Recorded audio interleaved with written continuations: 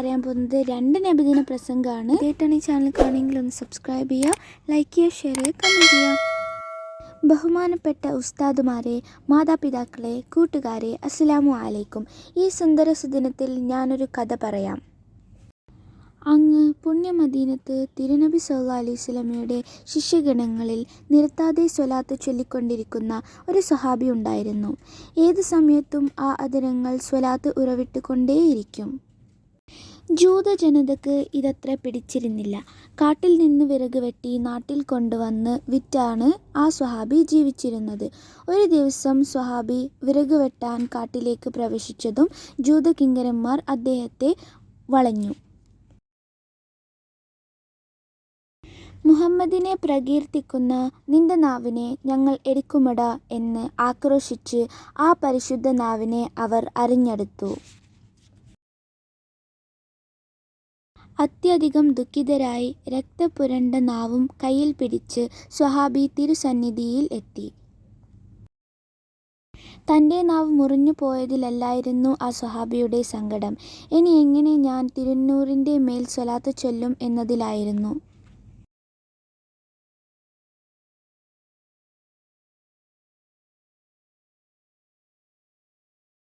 തിരുനബി അദ്ദേഹത്തെ ആശ്വസിപ്പിച്ചു.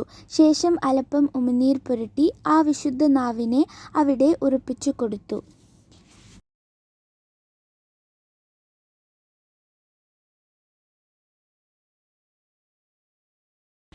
ഇനിയും തിരുനബിയുടെ മേൽ സ്വലാത്ത് ചൊല്ലാൻ കഴിയുമല്ലോ എന്നോർത്ത് സന്തോഷത്താൽ സ്വഹാബിയുടെ കണ്ണുകൾ നിറഞ്ഞു. എന്നാൽ പിന്നെ സ്വലാത്ത് കൊണ്ട് നമുക്കും തിരുനബിയിലേക്ക് അടുക്കാമല്ലേ കൂട്ടുകാരെ?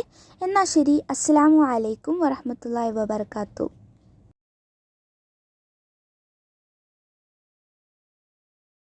പ്രിയപ്പെട്ട കൂട്ടുകാരെ, നിങ്ങൾക്ക് ഞാനൊരു കഥ പറഞ്ഞു തരട്ടെ. ആരുടെ കഥയാണെന്നറിയാമോ? നമ്മുടെ മുഹമ്മദ് നബി സല്ലല്ലാഹു അലൈഹി വസല്ലമയുടെ കഥയാണ് കേട്ടോ. ഒരു ചെറിയ കഥ, നിങ്ങളെല്ലാവരും ശ്രദ്ധിച്ചിരിക്കുമല്ലോ. പ്രിയരെ, ഒരു ദിവസം നബി തങ്ങൾ വഴിയിലൂടെ ഇങ്ങനെ സഞ്ചരിക്കുകയായിരുന്നു. അപ്പോൾ അതാ ഒരു കൂട്ടം ആളുകൾ വരുന്നു. അവർ നബി സല്ലല്ലാഹു അലൈഹി വസല്ലമയെ പരിഹസിക്കാനും കളിയാക്കാനും തുടങ്ങി. ഭ്രാന്തൻ എന്നിവരെ അവർ നബി സല്ലല്ലാഹു അലൈഹി വസല്ലമയെ വിളിച്ച് കളിയാക്കി. പാവം നമ്മുടെ നബി തങ്ങൾ എല്ലാം പുഞ്ചിരിച്ചു കൊണ്ട് കേട്ടുനിന്നു. അപ്പോൾ അവർക്കിടയിൽ നിന്ന് ചിലർ കല്ലെടുത്തു നബി സല്ലല്ലാഹു അലൈഹി വസല്ലമയെ എറിയാൻ തുടങ്ങി.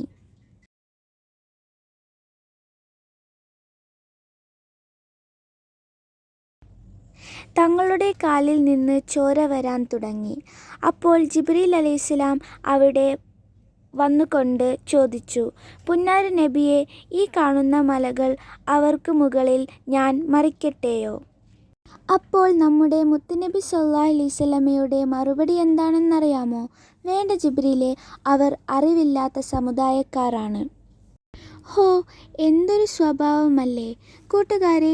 നമുക്കും ഇങ്ങനെയുള്ള സ്വഭാവമാണ് വേണ്ടത്. റബ്ബ് തൗഫീക്ക് നൽകട്ടെ. ആമീൻ. എന്നാൽ ഞാൻ പോട്ടെ. എൻ്റെ കഥ നിങ്ങൾക്കെല്ലാവർക്കും ഇഷ്ടപ്പെട്ടല്ലോ.